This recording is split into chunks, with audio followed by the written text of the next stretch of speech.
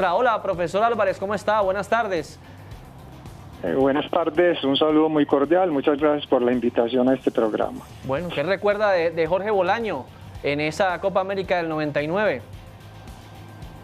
Yo tengo muchos recuerdos de Jorge, primero porque yo creo que él no era, Colombia es un país de muchas culturas, pero a mí me parece que él era un poco introvertido. Yo creo que el papá Oscar Bolaño, que jugó en la selección, que jugó en Junior, que jugó de lateral derecho, yo creo que influyó mucho como en su estructura de pensamiento, en su forma de ser y de actuar, porque él era un hombre que le gustaba en los entrenamientos ser el primero, hacer las cosas muy bien, me parecía a mí que no era como la usual idiosincrasia que tienen pues como los jugadores, sobre todo de la costa atlántica nuestra.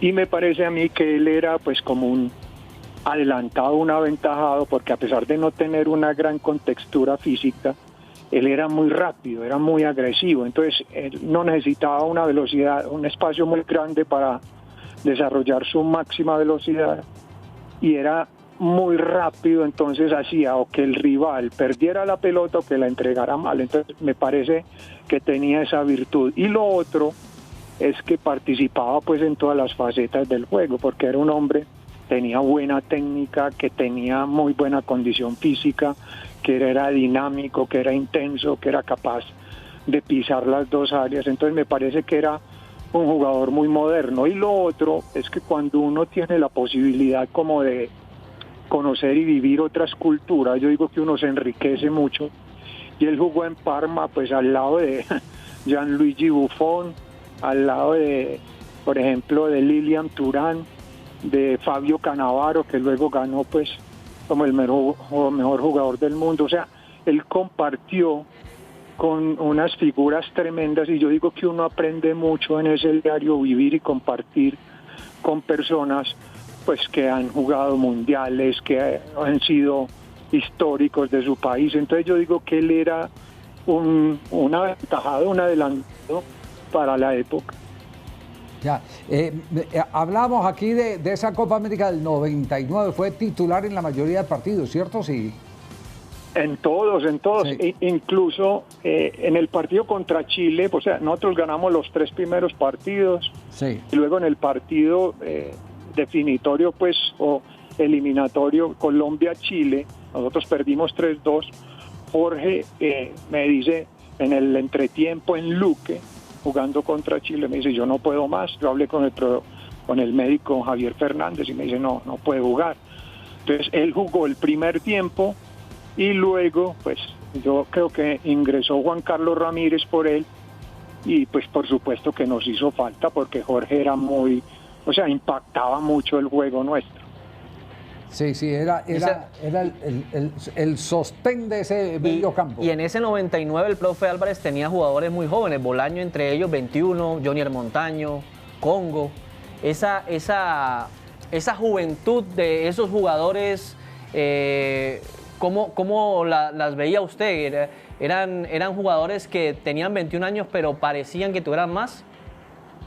Lo que pasa es que acordate que la madurez, no necesariamente tiene que ser con la edad, dependiendo de las experiencias, del comportamiento, de tu educación, de tu cultura, uno se va desarrollando. Lo que pasa es que había jóvenes muy buenos con un gran proyecto de vida y que ya jugaban en el exterior. Yo digo que eso es como algo adicional que hace que la estructura de pensamiento funcione mejor, que tú te comuniques mejor, que el cerebro sea más efectivo para solucionar situaciones que se presentan en un terreno de juego. Entonces, yo digo que esto los hacía como más capaces. Y lo otro es que cuando vos tenés en la vida como esa posibilidad de compartir con personas que tienen más experiencia, que han vivido más, que tienen más recorrido, más trayectoria, que tienen más partidos, vos aprendés del ejemplo que ellos dan. O sea, yo digo que uno aprende más, creo yo, por acciones y por lo que ve, por el ejemplo, que incluso por palabras. Entonces yo digo que ellos fueron pues privilegiados con el evento de haber compartido con personas, pues que Gianluigi Buffon, todas esas personas, yo digo que eso es determinante sobre todo para la formación de un ser humano. Ya, profe, usted que es investigador, porque siempre se dedicó a leer y sacar conclusiones, desde lo médico, ¿se atrevería a tener algún diagnóstico por lo que haya leído, por cualquier crónica en la que se haya interesado, como para entender cómo un hombre de 47 años, atleta de alto rendimiento, se va en esa forma? Javier, mírame, es como paradójico que en esta época de tanta tecnología, de tantos avances científicos, pero mírame que a él nunca se le había detectado, porque acordate que uno antes, sobre todo, que las pruebas de esfuerzo, que cómo estaban, y una persona que nunca mostró pues electrocardiogramas perfectos. Yo digo, lo que pasa es que ese es como a lo que todos estamos sometidos. La muerte es un fantasma, es una sorpresa, o sea, llega en el momento como menos indicado, y me parece a mí que ha impactado mucho últimamente como al fútbol, porque es que mírame, Armando Osma tenía 63 años, lo que tú dices de Jorge Bolaño 47, acordémonos de Pedro Sarmiento, del profesor Víctor Luna, de Andrés Escobar, de Germán Carepa Gaviria, o sea, muchas personas que mírame que han sido pues como ejemplo y modelo para muchas personas y hoy ya pues no están con nosotros.